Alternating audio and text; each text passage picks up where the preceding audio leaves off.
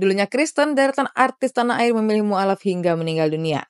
1. Uli Arta Sortiana Pangaribuan. Uli Arta, salah satu artis legendaris yang memulai karirnya sejak era 70-an, telah membintangi berbagai film dan sinetron populer seperti Kejarlah Daku Kau Kutangkap dan Janjiku. Uli Arta yang merupakan anak sulung dari 6 bersaudara yang dikenal sebagai tulang punggung keluarga meninggal dunia pada 16 Juni tahun 2013 dalam usianya yang 59 tahun akibat komplikasi jantung, paru-paru, dan penyakit liver. Kehidupan pribadinya menyimpan rahasia baru yang terungkap setelah kepergiannya, yaitu pernikahannya dan keputusannya untuk menjadi mu'alaf.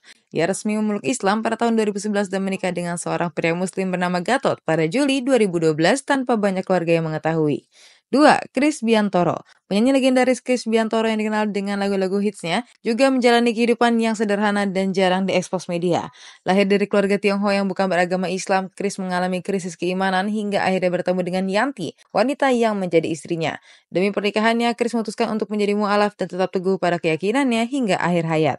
3. Cahyono. Pelawak dan aktor senior Cahyono juga dikenal sebagai anggota Jayakarta Group. Awalnya beragama Katolik dan aktif dalam kegiatan kerohanian. Namun setelah berinteraksi dengan rekan-rekannya di grup lawak tersebut, ia mulai tertarik pada Islam dan akhirnya menjadi mu'alaf pada tahun 92. Setelah tidak lagi aktif di dunia hiburan, Cahyono sering berdakwah dan mengisi ceramah agama. Ia meninggal dunia pada Mei 2017 di usia 65 tahun akibat komplikasi penyakit stroke, jantung, dan diabetes.